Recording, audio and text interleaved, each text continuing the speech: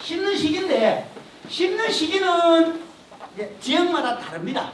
대부분이 우리나라 육지 쪽에서는 9월 하순부터 10월 상순경에 심으면 거의 맞습니다. 다만 육종 마늘은 그보다 조금 늦게 심죠. 10월 하순쯤. 의성 같은 경우는 10월 하순에서 11월 상순까지 심습니다. 왜? 육종 마늘을 빨리 심으면 어떤데? 빨리 심으면 싹이 빨리 나오겠죠. 그러면 얼어 죽을 수도 있다는 거죠. 근데 요즘 와서는 요 경향이 조금 바뀌고 있습니다. 여기 양념채소 연구소에서 아마 한 얘기로는 육종 마늘도 파종 시기를 약간 당기는 게 수장이 좋다는 얘기를 해요. 심는 거는 뭐 끝이 안 보일 정도, 마늘 끝이 안 보일 정도로 심습니다. 우리 한지역은 얼어 죽을 염려가 있는 지역일수록 조금 깊이 심어야죠. 마늘 심는 거 보십시오. 여기 마늘이 어때요? 튀어나옵니다. 원래는 마늘 끝이 보일락 말락, 우리 스페인산 같은 경우는 그렇게 심어야 되는데 마늘이 어때요? 보일락 말락이 아니고 다 보이죠. 너무 얕게 심어.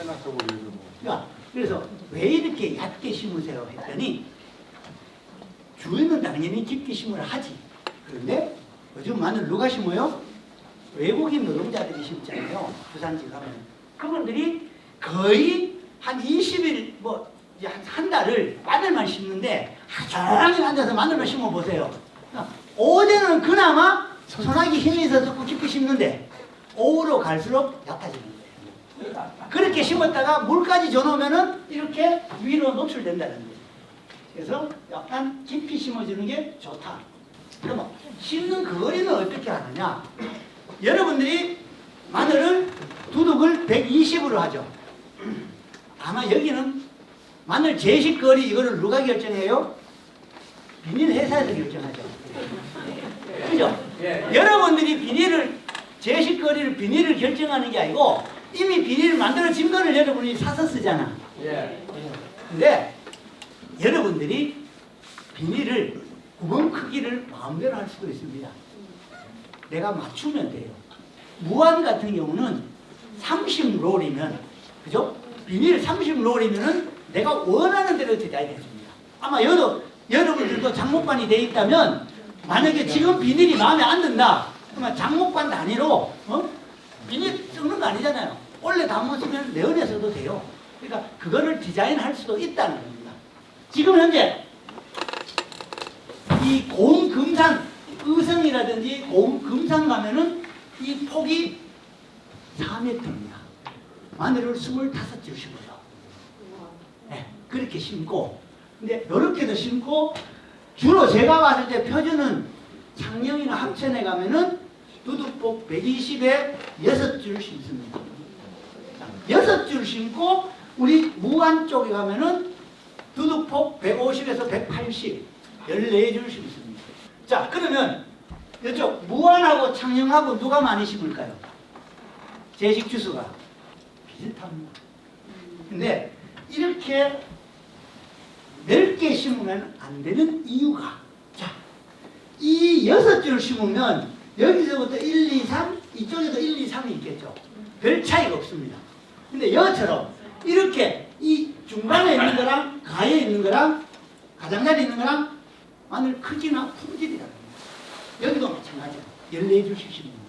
그래서 마늘은 제식 주수가 같다면 두둑폭은 120으로 하는 게 맞다. 또 하나. 자, 요즘은 기계화합니다. 이거는 누가 씌웠어요? 사람이 삽으로 씌웠습니다. 얘는 기계가 씌웠습니다. 그런데 10,000평, 20,000평 한 사람도 창녕 가면은 아직까지도 이렇게 삽으로 합니다. 왜? 이 사람이 트레타가 없어서 소리만 줘. 뭐가 문제냐면, 저도 이 얘기 듣고 참, 이제 뭐라 그럴까, 놀랍다 그럴까, 아니면은 존경한다 그럴까. 왜? 이 두둑폭이 얘랑 한 10cm 차이 나요. 그러니까 이게 통로가. 왜냐하면 트랙터는 바퀴 폭이 있으니까 거의 여기까지가 한 50cm 됩니다. 얘는 한 40cm. 진짜 좁게 하는 사람은 35cm. 그러면 900이나 1200평 한 블럭에 이는 이랑이 한 개 내지 두 개가 더 나옵니다. 그러면 이 한 개 내지 두 개가 더 나오면 어때요? 인건비가 빠지죠. 그러니까 그 인건비로 사람을 씌우는 겁니다. 이게 기계로 씌워라 소리를 못 하겠어요. 왜? 저게도 경제적인데. 그리고 아직까지는 외국인 노동자들이 있는데 이렇게 되는 겁니다. 근데 트랙터로 두둑수를 동일하게 나오는 방법은 있어요. 어떻게? 이 바퀴 폭을, 그죠? 좁은 게 나옵니다. 바퀴 바꾸면 되지. 왜 저렇게 힘들게 하냐?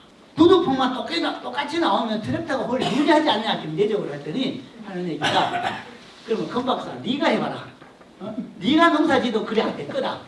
이유는 바빠 죽겠는데 바퀴 언제 바꾸고 있냐는 거지.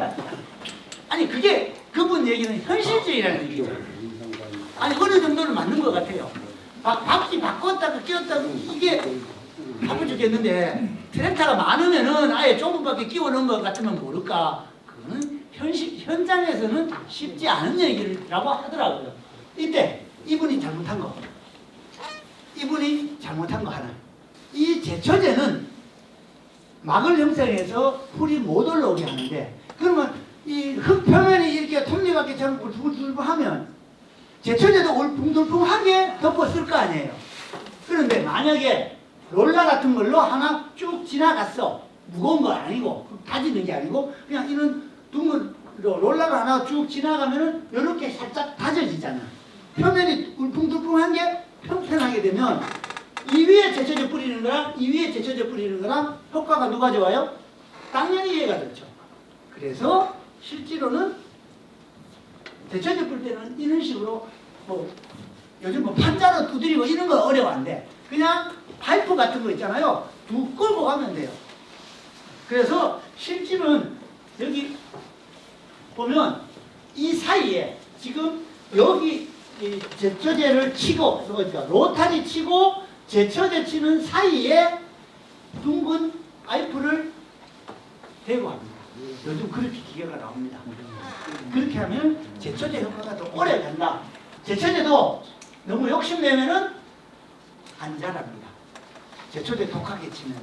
그러니까 너무 독하게 치지 말라는 거고요. 자, 이제 비연대. 제일 먼저 나오는 게 뭐죠? 토양 검증해라. 그리고 여기 보시면 뭐죠? 미량어선은 유기물로 충분해요. 마늘 양파는 특히 가리를 많이 필요로 합니다. 물론 이제 옥류나 목초 같은 경우는 질소, 이제 주로 뿌리 쪽이나 이런 순무나 이런 것들은 인산을 많이 필요합니다. 자, 그러면 흔히 질소는 지상부를 키웁니다. 지상부 덩치를 크게 하고 새잎을 만들고 이제 잎을 신장하고 이렇게 하고, 인산은 주로 뿌리 발육을 촉진시킵니다. 그리고 가리는 열매, 결과물에 대한 것을 많이 좌우합니다. 자, 그러면 마늘은 뿌리일까? 열매일까? 이 세 개 중에 어떤 비료가 가장 중요해요? 가리가 중요해요. 그러면 마늘 크기를 크게 하는데 가장 중요한 거는 뭐니 해도 뭐요? 질소입니다. 왜? 일단 질소가 적으면 식물체가 왜소해집니다. 이렇게. 그러면 식물체가 적은데, 덩치가 적은데 죽었다 깨도 큰 마늘이 안 나와요. 여러분들 아시겠지만 큰 마늘 만들려면은 마늘 쪽 나오기 전에 첫째 배가 굵어야 돼. 그리고 충실해야 돼. 그러니까 배를 굵게 하기 위해서 뭐예요? 일단 월동 전, 월동 후에 촉이 한참 클 때 좀 나오기 전까지 질소가 많아가지고 어쨌든 커야 됩니다. 그래서 처음부터 질소 비료를 제대로 줘야 됩니다. 가장 중요한 것은 질소다. 그런데 저뿐 아니고 다른 강사들 대부분이 뭐라고 하냐면 질소를 줄여라 소리 합니다. 그죠? 왜? 제가 봤을 때는 제가 아직까지 그죠? 마늘 수탁 그렇게 많이 다녔지만 포장에서 질소가 부족한 포장을 못 봤습니다. 이 얘기는 뭐냐? 여러분들이 죽었다 깨도 질소가 적게 안 주더라는 거지. 많이 줘서 문제지 질소가 부족하게는 안 하더라. 그러니 저희들이 적게 주라 하는 거지. 실제는 여러분들이 많이 주고 있다는 거예요. 그리고 인사는 이렇게 뿌리, 가리는 적으면은 잎 끝이 말라들어갑니다. 자, 질소는 우리가 부족 현상이 보이면은 안 돼요. 왜? 왜 소리지면 수량이 안 나오니까. 그런데 가리는 이거는 성분이 부족한 게 보여야 됩니다. 언제? 구비대기. 마늘 구가 클 때는 잎에 있는 질소지. 그러니까 잎 끝이 이렇게 말라들어가는 게요. 이게 가리가 부족해서 그럽니다. 이게 마늘 양파뿐만 아니고 고추나 오이나 다른 작물들이 잎 끝이 가장자리가 이렇게 말라들어가잖아요. 다 가리 부족입니다. 근데 얘는 왜 나와야 되느냐? 우리가 먹는 마늘에 이거를 크기에 해서는 가리가 들어가야 되는데 그러다 보니 마늘이 구비대기에 잎에 있는 가리를 밑으로 보냅니다. 굴을 크게 하기 위해서.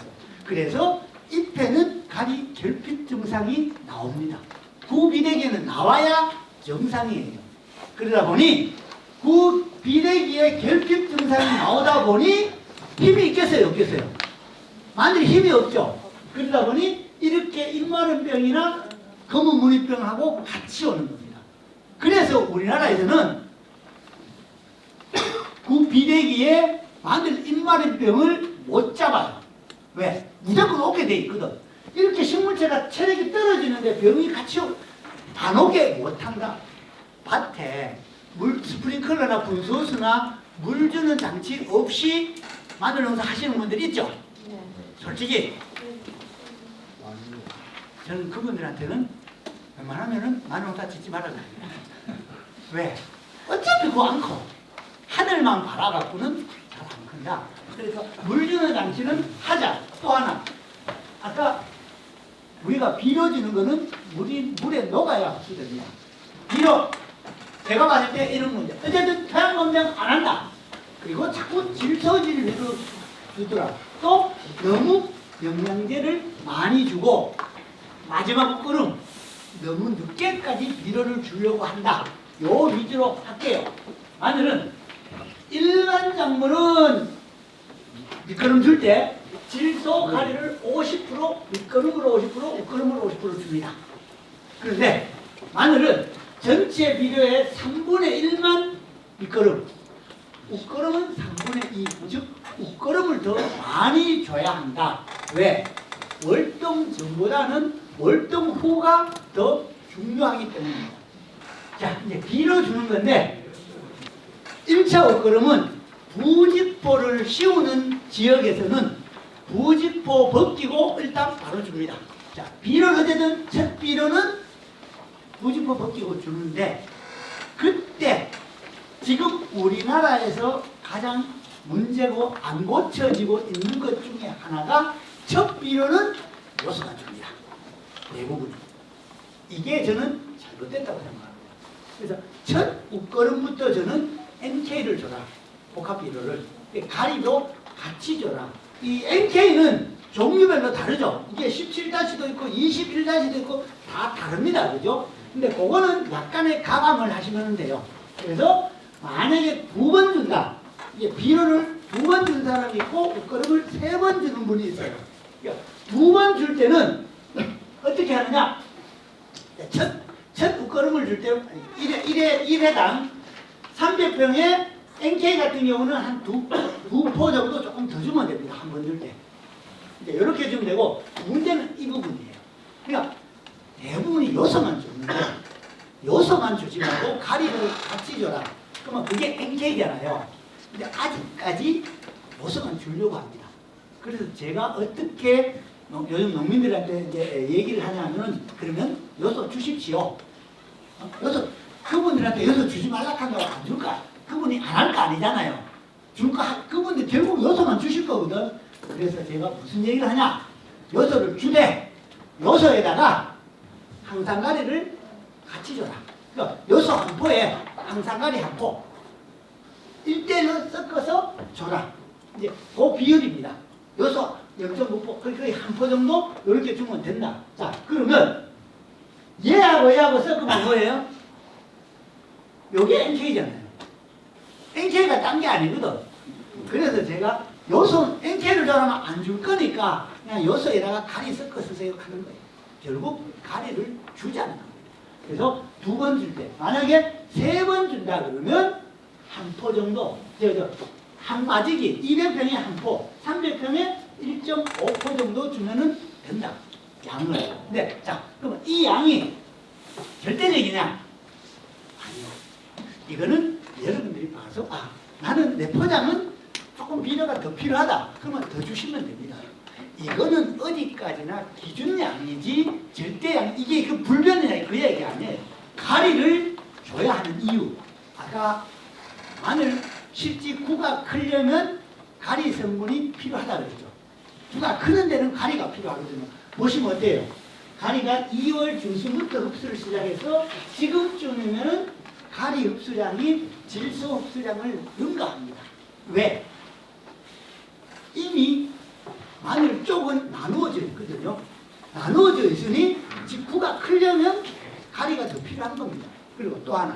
그러면 지금부터 주면 되지 않냐? 오늘이 뭐 3월 21일이니까. 근데 그전에는 또 왜 처음부터 줘야 하느냐 하면은 쪽이 나누어지기 위해서는 가리가 필요한 건 아니지만 질소만 주면 식물체가 질소 함량이 많아서 시커머지고 웃자라죠. 이렇게 웃자라면 쪽이 나누어지기가 어렵습니다. 쪽 나누어진데 힘을 들어해요. 왜? 식물체, 저희들이 CN율이라고 그러는데 질소 함량이 많으면 많을수록 저온을 더 많이 받아야 돼요. 식물체 특성상. 그러다 보니 가리를 같이 주면 영양 밸런스가 맞아서 쪽도 잘 나누어진다는 겁니다. 그래서 어쨌든 결론! 처음부터 NK를 주지 요소만은 주지 말자. 그 뜻이고 요소만 주면은 어떻게 됩니까? 이렇게 됩니다. 그러니 1차 호권부터 NK를 주자. 이제 2번째 비료는 뭐 어떻게 주면 됩니다. 그죠? 자, 그럼 마지막 비료. 이게 중요합니다. 뭐가 중요한? 양도 양이지만 시기가 중요합니다. 마지막 비료는. 어떻게 정하느냐? 이거는 품종마다 달라요. 이 지역에 지금 어떤 분은 스페인산을 심었을 거고 어떤 분은 육종마늘을 심었을 거고 어떤 분은 홍산마늘을 심었을 거예요. 그러면 마지막 비료 주는 거는 다 달라요. 뭐가 다르냐? 첫째, 스페인산. 만약 여기가 스페인산 수확 시기가 6월 5일쯤 되나요? 네. 예, 6월 5일이라고 칩시다. 그러면 마지막 비료를 언제 줘야 되느냐?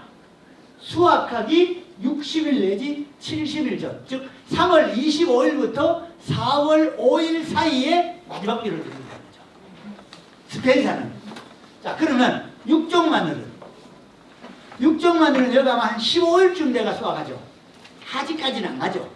6월 15일 날 수확한다 그러면 거꾸로 육산하면은 4월 5일에서 4월 15일 사이. 평균은 4월 10일쯤 되겠죠. 어쨌든 그 언저리에 마지막 비료를 전하는 겁니다. 자, 그럼 홍사는 마지막 비료를 안 줘도 됩니다. 그렇게 하고 그 다음에는 마늘은요. 지상부 잎이 웃자라고 무성해지면 무성해질수록 구가 안 커요. 맞죠? 그러니까 잎농사만 지어지 구가 안 크는 수 있습니다. 그러니까 마지막 비료를 너무 늦게까지 너무 많이 주지 마라. 그러니까 우리 생각에는 너무 일찍 끊는 것 같은데 그렇지 않다는 겁니다. 예, 바로 이거. 여기가 이제 그 비대가 시작하려 하는데 예? 본격적으로 크는데 자꾸 질소주만 많이 주면 어때요? 영양 생장이 돼서 구가 안 큰다는 거예요. 자, 그러면 많이 줬다. 나는 무조건 줄 거야. 그래도 주면 그러면 여분의 비료가 어디로 가요? 지상부에 자꾸 비료를 많이 주면 어떤 현상이 생기냐면 아까 여러분 수차 말했던 2차 현상이 생깁니다. 즉 뭐냐? 비료를 많이 줬어. 그럼 식물체가 많이 흡수했어. 그럼 이거를 불어보내야 되는데 질소라는 애는 그 영양분을 질소가 많으면 강합성을 했던 거를 불어보내는 게 아니고 뭐예요? 지상부를 향해서 하는 거예요. 잎을 키운다든지 뭐 이런 거를 키운다. 근데 마늘종이 나왔기 때문에 꿀을 못 키웠죠. 더 이상 잎이 나올 잎이 없죠. 종이 마지막 잎이잖아요. 마지막 기간이니까. 근데 뭔가를 키워야 되는데 키울 거 찾다 보니까 딱 하나가 남았어. 뭐죠? 마늘 껍질. 야, 벌마늘 2차 생장이라는 게 딴 게 아니고 우리 먹는 마늘 끝이 이렇게 뾰족하죠. 2차 생장이 2번 자란다는데 뭐가 자라냐면 결국 우리가 마늘을 싸고 있는 마늘 껍질이 자라는 게 2차 생장이라는 거죠. 그러니까 껍질이 자란다. 이렇게 되더라. 자, 이거는 진짜 질소가 많으면 이렇게 돼요. 그래서 자꾸 늦게까지 많이 주지 말라고 하는 거고, 예, 이거는 이제 질소가 너무 많거나 석회가 너무 없으면 이런 식으로 되더라. 이제 황물, 이제 연면시비 하시는 분들이 있습니다. 이거는 뭐냐면 황물 주면은 마늘이 더 매워지고 품질이 좋아져요. 이거는 기능성 성분이 높아지니까 이제 주는데 단 칼슘하고 황화물은 상극입니다. 같이 주면 안 돼요. 같이 주면은 침전물 생깁니다. 옆면살포. 옆면살포는 따로 해라. 자, 영양제 필요하다면 줍시다. 어떨 때? 뿌리로부터 양수분 흡수가 어려울 때, 이때 주는 거다. 줄 때. 자, 그럼 얼마나? 물 한 말에, 면적이 적은 분들은 한 말통 타서 주실 거고, 한 말 기준으로 할 때는 요소 한 100g, 가리는 100에서 200g. 자, 그러면 물 한 말에 요소 100g 날려면 저울이 있어야 되잖아요. 저울이 없어. 그럼 어떻게 하면 돼요? 컵. 네, 좋습니다. 여기 선생님 잠깐 빌릴게요. 요 한 컵에 요 수평으로 가득 담으면 무게가 얼마나 갈까요? 요소를 가득 담았어. 한 130g 나옵니다. 그러니까 한 요 정도, 한 8분나 좀 넣으면 되겠죠. 이제 그렇게 하시면은 되고, 이제 50말 이렇게 많이 할 때는 한 5kg, 10kg 넣어도 됩니다. 근데 한 마리면 면적을 어느 정도 줄 수 있는 양인 거예요? 보통 300평에 한 150리터에서 180리터를 뿌립니다. 고압탄구유로 쭉 뿌릴 때 그 정도 뿌리면 됩니다. 그러니까 그러면 150리터면 한 8말에서 한 10말 정도 뿌리죠. 300평에. 네, 그렇게 뿌리면 됩니다. 자, 여러분들이 돈을 아끼는 방법을 말씀드릴게요. 영양제, 농약 사러 가면은 반드시 주는 게 뭐예요? 농약방에서 영양제를 끼워주죠. 네, 왜 끼워주는지 아세요? 여러분 마늘 농사 잘 되는 것도 중요하지만 또 하나는 뭐예요? 나도 이걸 버려야 되죠. 네, 농약은 단가는 높은데, 그죠? 이문이 박해. 근데 영양제는 얘는 원가가 얼마인지 죄송한데 잘 몰라요. 진짜 어떤 데는 몇십 원, 몇백 원짜리도 있어요. 어쨌든 영양제 그것 거 사지 말고 만약에 끼워주면 내 집에 영양제 있다고 얘기하세요. 집에 여러분들 집에 다 영양제가 있습니다. 자, 여러분 집에 요소 비료 없나요? 있죠? 가리 비료 없나요? 있죠? 없으면 사세요. 야, 요소 가리는 웬만하면 있다는 거지. 그걸로 주면 된다는 겁니다. 아까 이 양은 얘기했잖아. 여기 이렇게. 자, 그러면 어떤 분이 그래? 에이, 그래도 농약방에서 이쁘게 포장된 영양제랑 요소 비료랑 효과가 같냐? 같은 질소가 아닐 거다. 다를 거다. 품질이 아닐 것 같습니다. 그래서 이게 가장 싸게 먹힙니다. 또 하나, 여러분들이 질소를 좋아하는 이유, 흡수가 빠르다는 겁니다. 네. 오늘 만약에 오후에 마늘밭에 영양제 줬어. 내일 아침에 가면은 시커멓죠. 왜? 6시간이면 얘는 흡수 끝납니다. 그래서 우리가 영양제, 특히 질소질을 좋아한다. 네, 이때 이게 22년도거든요. 1월 1일부터 제가 알기로 3월 10일까지인가 비 한 방울도 안 왔어요. 우리나라에 거의. 언제나 아주 극히하고 대부분이 비가 안 왔습니다. 잎이 이렇게 말랐죠. 영양제 이때 주는 겁니다. 이때 물론 땅으로도 비료를 줘야 돼. 근데 비료를 줘봤자 이때는 뭐냐? 비료빨이 안 받았죠. 왜? 비가 안 오는데. 2월 말 3월 초에 비료를 뿌렸는데도 안 녹으니까 이때 영양제를 줘야 돼. 자, 구분비례제 좋습니다. 이거는 여러분이 선택해서 하셔도 됩니다. 다만 흥미로운 거는 같은 영양제인데 이때 구분비례제 없는 게 하나 있습니다. 뭐요? 질소질이 없습니다. 원래 일반 영양제는 다 질소가 들어가 있거든. 근데 얘만큼은 질소가 없습니다. 왜? 한창 코가 클 때는 질소가 들어가면 안 되거든. 코가 클 때는 가리가 더 필요한 거지 질소질이 들어가면은 지상부만 크니까 안 되거든요. 그래서 요 작은 이 병에도 질소질은 없다. 그게 있고 구근비례제 있고 혹시 비비풀이라고 요거는 같은 구근비례제인데 얘는 정식 농약으로 등록된 구근비례제입니다. 아까 것들은 다 영양제로 등록돼 있어요. 보는 차이가 있다는 거고. 자, 물 주는 거는 뭐 다른 얘기 안 할게요. 뭐냐? 물은 그냥 한 번 줄 때 푹 많이 줘라. 그러니까 스프링클러 하시는 분들 서너 시간, 두세 시간 돌려도요 물 요만큼밖에 안 들어갑니다. 맞죠?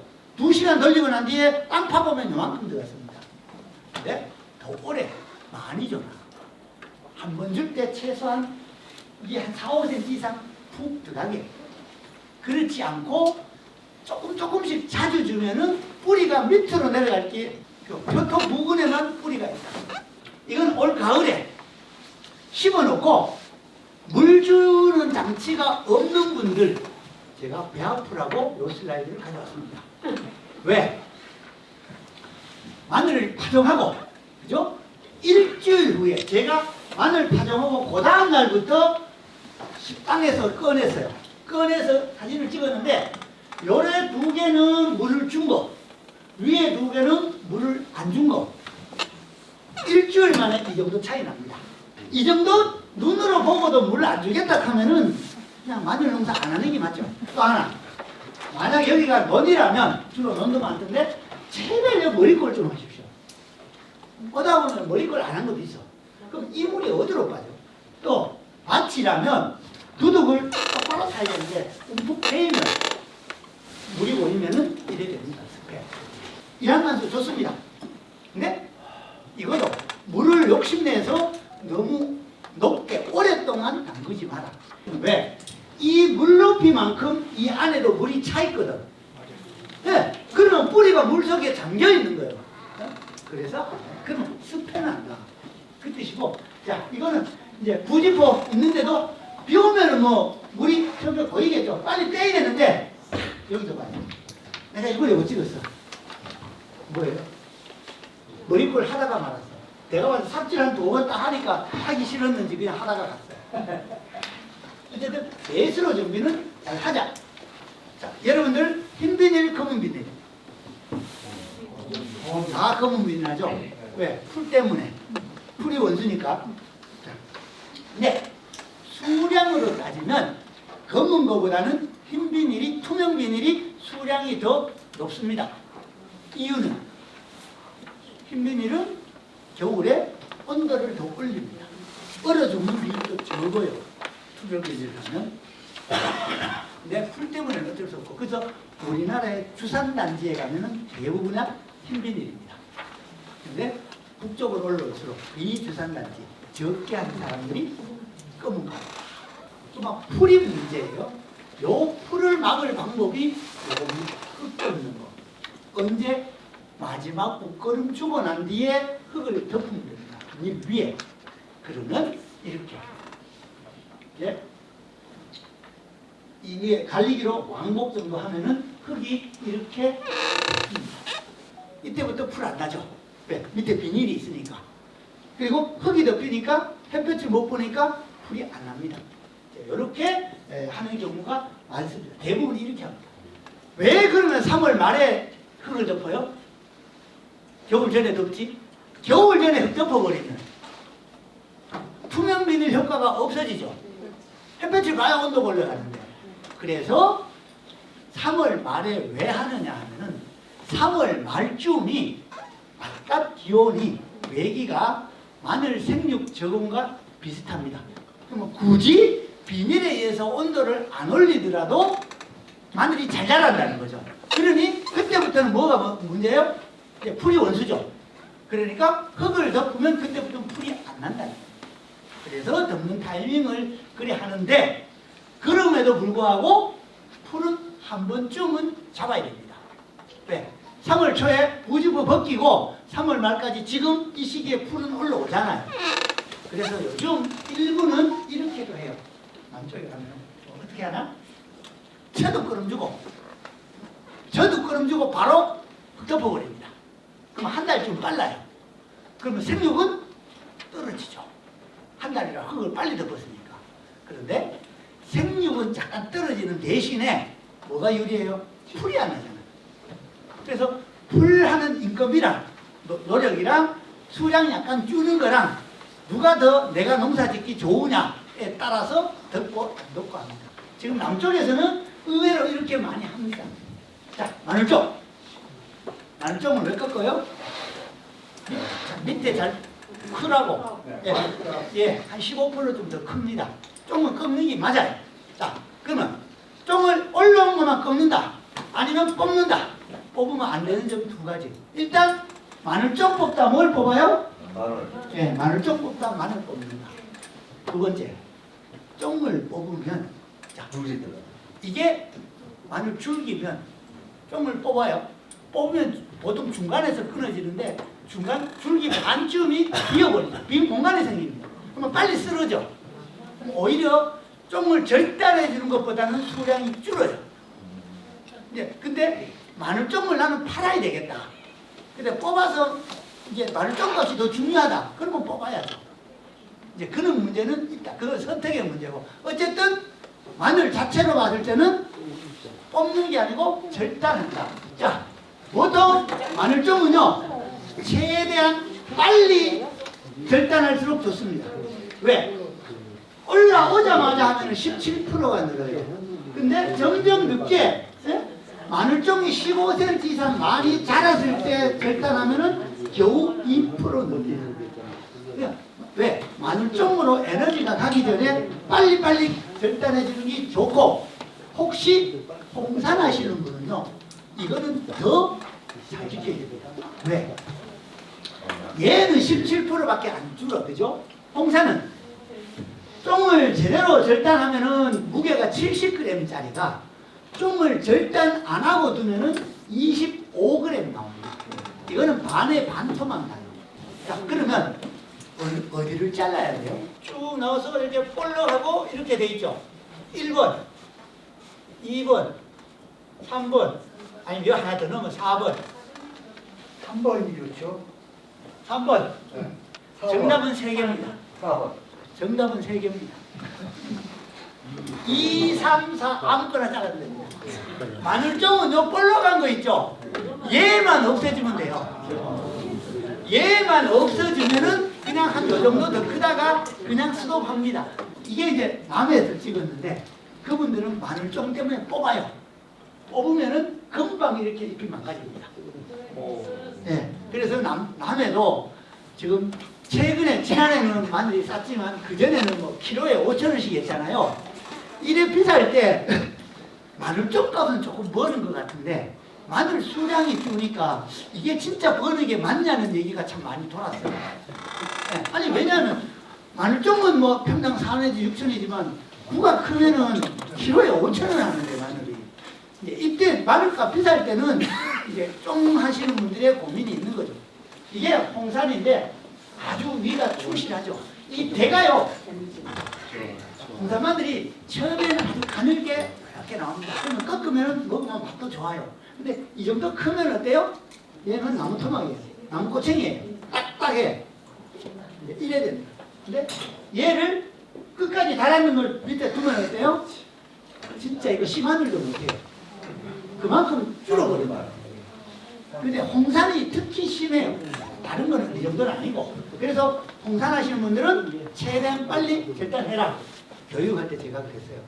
지금까지 마늘종은 반찬도 하고 좋았다. 근데 앞으로 마늘종은 뭐예요? 제가 앞으로 마늘종은 원수다 그랬어요. 진짜 원수가 됩니다 이게. 그러니까 면적이 적어서 내 손으로 우리 집에 거 이렇게 절단하는 농가 정도는 괜찮아요. 뭐 내가 언제든지 할 수 있으니까. 근데 예를 들어 5,000평, 10,000평 이렇게 되는 사람들은 마늘종 절단하는 것도 돈이잖아요. 사람을 들여서 잘라야 된다는 거죠. 그러니까 마늘종이 원수가 될 수 있어요. 그래서 지금 어떻게 하느냐? 어떤 분들은 이렇게 사람이 없으니까, 특히 코로나 때 사람이 없으니까 어떻게 하냐면 이 줄기 파쇄기로 쳐버립니다. 이렇게. 어때요? 이 정도 쳐버리면은요, 사실 수량이 줍니다. 너무 쳐서. 생각해보세요. 여기 뭐가 남았어요? 더 줄지, 오히려. 실제 이 정도는 줍니다. 근데 이렇게 저렇게 열심히 쳤는데도 불구하고 뭐예요? 아직도 안 잘린 애들이 있지. 왜? 고개 숙인 애들이 안 잘릴 거고요. 이게 앞으로 문제라는 거죠. 그래서 이제 기계하는 사람들이 제가 그랬어요. 요 볼록한 거 있으니까 요걸 이렇게 또 올려가지고 볼록한 거 딱 걸릴 때 그 밑에서 딱 자르는 어떻게 조금 정밀한 거 뭔가 한번 만들면 안 되겠냐. 그러더니 고개를 그거 만들려면 돈 수억 들겠다. 누가 많이 좀 자르려면 그 기계 사겠냐 할 정도로 아주 쉽지 않다는 거죠. 근데 분명히 앞으로 이 문제가 될 겁니다. 자, 수학. 근데 수학이 아마 오늘 제가 수학을 얘기하기가 참 어려운 상황입니다. 왜? 뭐 뽑고 하는 걸 이제 마늘 두드리면 안 된다는 건 다 알아, 그죠? 이거는 넘어가고 지금까지 대부분의 밭에서 마늘을 뽑아가지고 말리다가 묶어서 육종 마늘 같은 경우는 대부분 이렇게 했습니다. 그죠? 육종 마늘 아니어도 대부분 이런 방식을 아직도 많이 합니다. 그래서 저는 이거는 바꾸는 게 맞다. 그래서 지금은 건조를 이제 이렇게 합니다. 절단, 난지형은 주로 절단해서 바람을 불어넣는 방법. 또 하나는 이렇게 집어넣어놓고 바람을 빨아내는 방법. 여기도 마늘 잔뜩 해놓고 저 맞은편에서 바람을 빨아내는 방법. 이것도 여기 놓고 저쪽에서 바람 빨아내는 방법. 지금 대부분이 톤백을 많이 해요. 왜? 양이 많은 양파장을 하나씩 담는 것보다 톤백에 담는 게 훨씬 편하잖아요. 그만큼 작업 능률 때문에 이렇게 합니다. 이제는 기계화는 어쨌든 이런 게 있다는 쪽으로 빨리 넘어가겠습니다. 여기에 굳이 에너지 투자할 필요는 없을 것 같고, 자, 어쨌든 쪽 불리기도 있고요. 그래서 파종기, 경운기 파종기부터 파종기 다 있습니다. 그리고 이 성능이 해가 갈수록 엄청나게 발전하고 있습니다. 심지어 2, 3년 전의 기계가 거의 창고가 아닌 박물관에 가 있을 정도입니다. 그만큼 발전 속도가 빠르다는 얘기예요. 그래서 지금 파종하는 방법은 이게는 한지형, 이제 의성처럼 이렇게 추운 데는 이렇게 경운기로 이게 5조씩이거든요. 5분을 왔다 갔다 합니다. 그러면 25줄 심어놓고 그 위에 비닐을 덮어 씌우고 싹이 올라오면 뚫어 올리는 이제 그런 방법하고, 아니면 여기 세절 비닐이라고 해서 칼급난 비닐 있죠. 요즘 그렇게도 많이 하고 아예 무벌침으로 합니다. 자, 요거는 뭐냐면은 비닐을 씌워놓고 그 위에 구멍을 뚫어가면서 심었습니다. 이게 하다에서 최초로 나왔는데 얘가 아마 18년도 그때쯤 한참 나왔어요. 근데 그때 당시에 시범 재배한다고 이거 꽤 많은 시군에서 샀습니다. 근데 이거 지금 쓰는 사람요? 없습니다. 왜? 이거는 거꾸로 심어지는 비율도 높고요. 한 10에서 15%. 그리고 그랬는데 요즘 이런 거는 거꾸로 안 심어집니다.